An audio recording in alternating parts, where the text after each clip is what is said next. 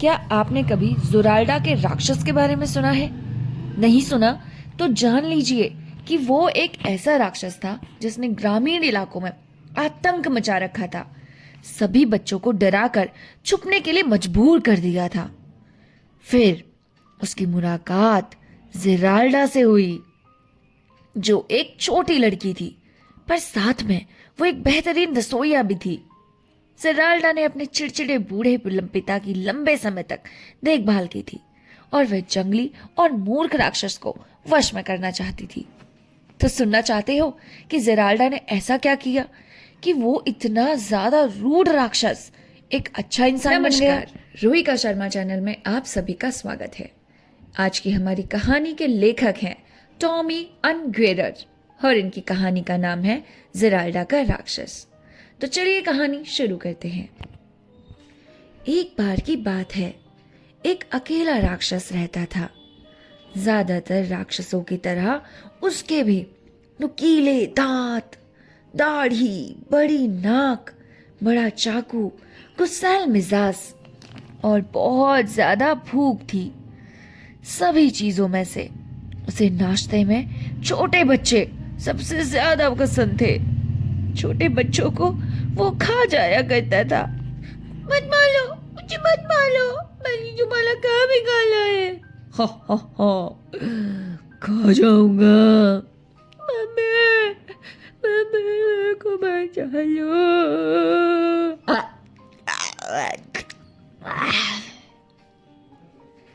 हर दिन राक्षस शहर में आता और बच्चों को छीन लेता था। फिर डरे हुए माता पिता ने अपने बच्चों को छिपाने के लिए गुप्त ठिकाने बनाए।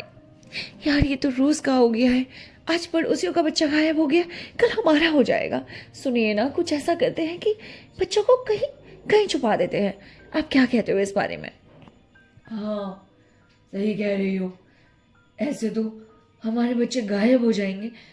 हमारा एक इकलौता ही बेटा है। हाँ, हम इसे जमीन के नीचे कोई गुफा में डाल दे क्या? ठीक है।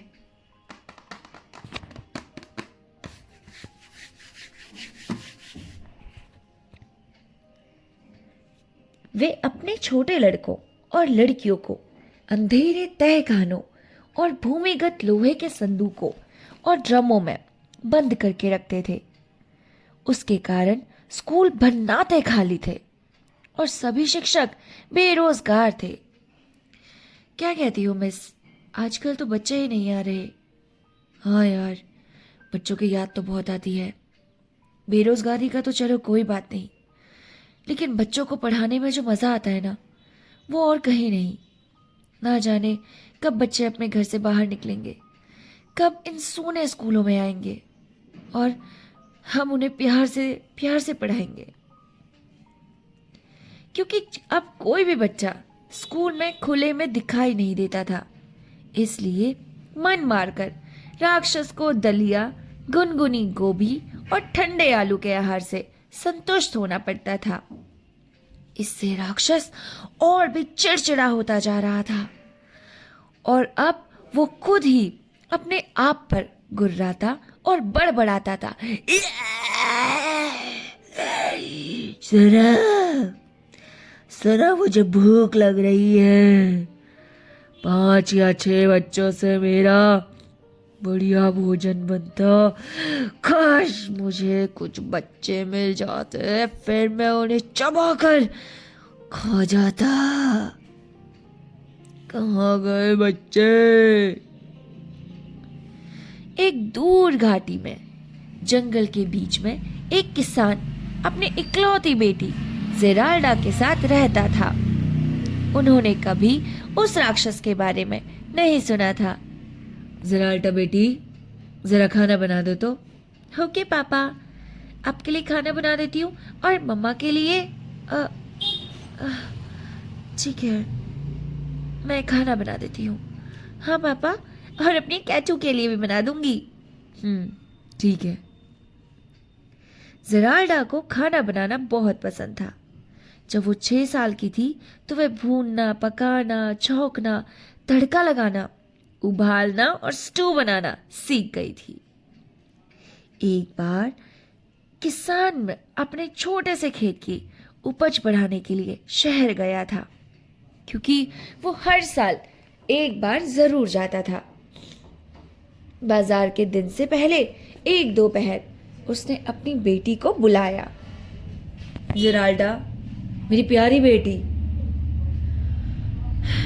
मुझे बहुत दुख हो रहा है, बहुत बुरा लग रहा है। मेरी तबीयत खराब है और मेरी दृष्टि ये तो धुंधली ही होती जा रही है, कुछ दिखाई ही नहीं पड़ता। मैंने शायद दोपहर के भोजन में तुम्हारे बनाए बहुत सारे पकोड़े खा लिए होंगे। कल बाजार का दिन है और तुम्हें मेरी जगह पर अकेले ही बाजार जाना होगा बेटी, क्योंकि अभी मेरी चलने फिरने की बिल्कुल हिम्मत नहीं, बिल्कुल थक सा गया हूँ बेटा मैं। तुम जाओगी ना? हाँ, अपने पिता की इतनी सी बात तो मानोगी ना?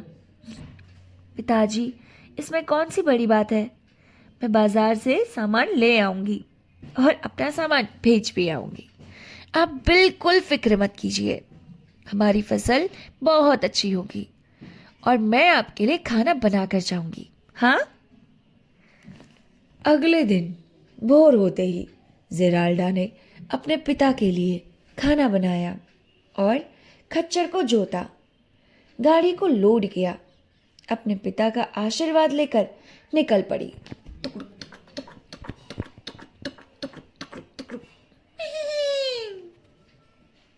अरे, इसको क्या हो गया? ये तो अभी तक ठीक था। अरे अरे, चलो चलो गधू, गधू, ना जाने क्या हो गया है। इसको कुछ खिला देती हूँ आसपास। हाँ, ये घास सही रहेगी। ये लो गधू।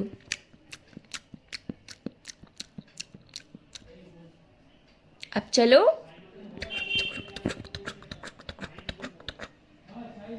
उसी सुबह राक्षस पहले से कहीं ज्यादा भूखा था। सुबह के हवा के झोंके में उसने युवा जिराल्डा की खुशबू आई।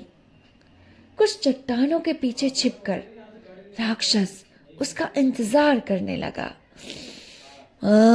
बच्चे, कहाँ से आ रही है इसकी खुशबू? वो आ रही है।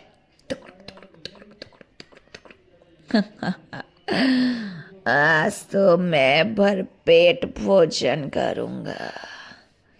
बच्ची, काश तू 2-4 और बच्चों को लाई होती। मेरी भूख आज मिटेगी नहीं, लेकिन कुछ तो हो ही जाएगा।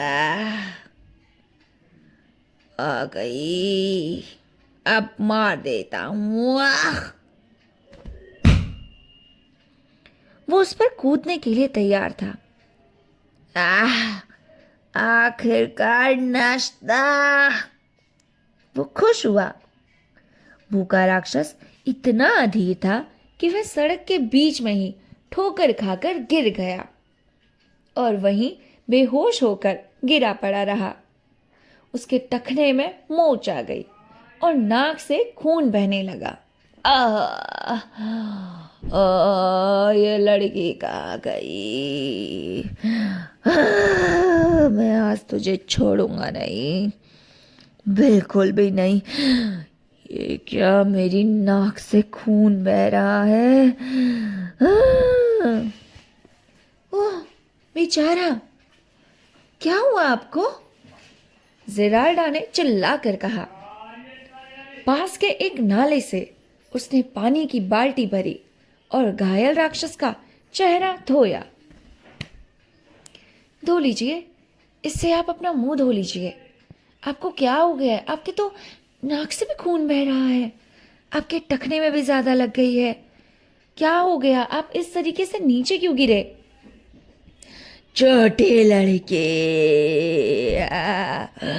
ओ मेरा सर, मुझे बहुत भूख लगी है, मुझे खाने को दो। थोड़े नमक और थोड़े मसाले के साथ राक्षसों को बच्चे बहुत स्वादिष्ट लगते हैं। बेचारा भूख से मर रहा है। ज़ेराल्डा ने सोचा,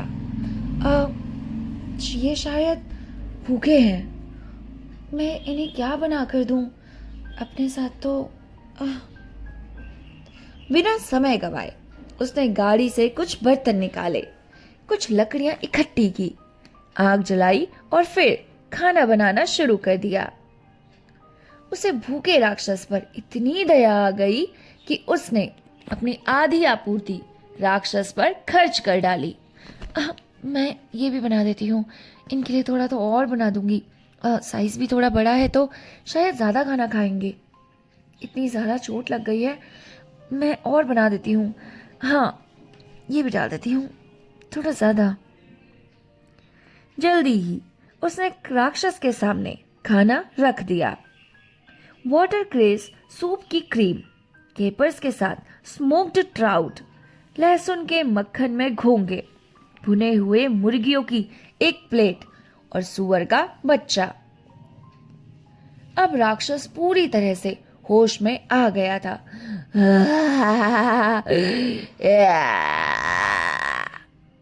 उसने ज़ेराल्डा को बड़ी दिलचस्पी के साथ देखा। आज तो मांसाहार होगा।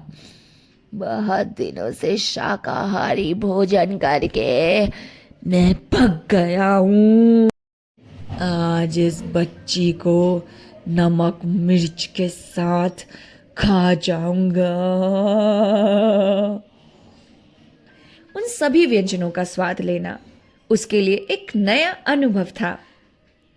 ज़ेराल्डा ने उसके सामने अपने आप को नहीं बल्कि खाने को परोस दिया, जिसमें बहुत सारी चीजें थी। भुने हुए मुर्गी की एक प्लेट, सुअर का बच्चा, घोंगा, ये सब।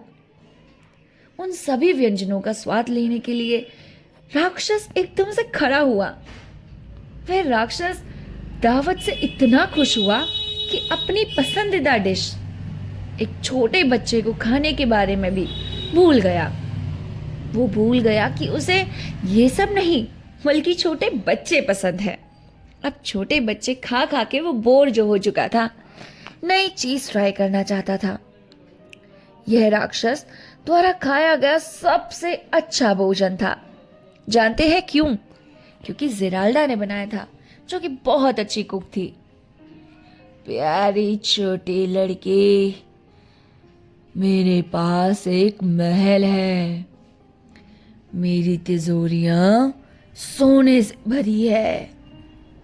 मैं तुम्हें बहुत पैसे दूंगा अगर तुम मेरे साथ चलोगी और रोज मेरे लिए ऐसा स्वादिष्ट खाना बनाओगी। ज़ेराल्डा ने 1 मिनट के लिए सोचा और फिर वो मान गई। इसलिए उसने राक्षस को गाड़ी में बिठाया और वो महल की ओर चल पड़े। ठीक है, आप इसमें बैठिए, मैं आपके महल की तरफ चलती हूँ। आप अभी थोड़े से तो ठीक है ना? स्वस्थ है ना आप? हाँ हाँ, आप मुझे रास्ता बताइए, मैं आपको उस जगह पर लेकर चलूंगी। और वो महल की तरफ चले गए। जल्दी ही उसने पिता भी वहां उनके साथ रहने आ गए और उन्हें देश का सबसे अच्छा खाना खरीदने का जिम्मा सौंपा गया। महल की विशाल रसोई में ज़ेराल्डा ने खाना बनाया और पकाया।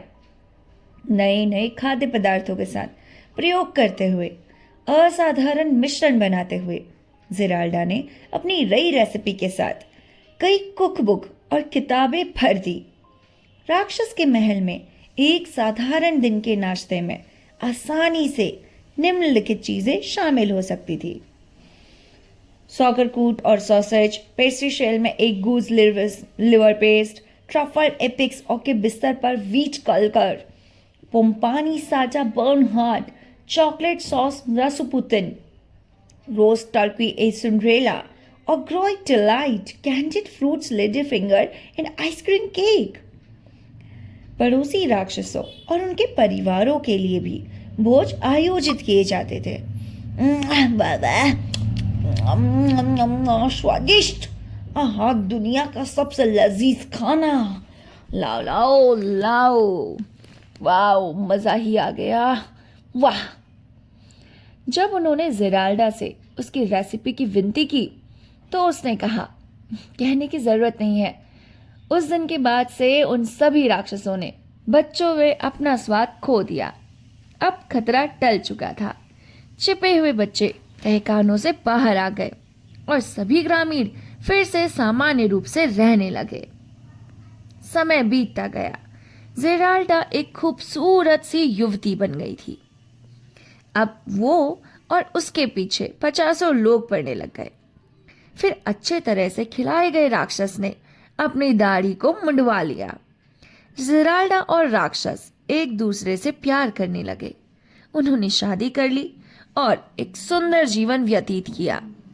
उसका जीवन बहुत अच्छा रहा और उनके बहुत सारे बच्चे हुए। उसके बाद दोनों खुशी खुशी रहने लगे। आपको ये कहानी कैसी लगी हमें लिखकर ज़रूर बताइए। ये बच्चों की मनोरंजक कहानियाँ हैं जो कि सुनने में बहुत अच्छी लगती हैं।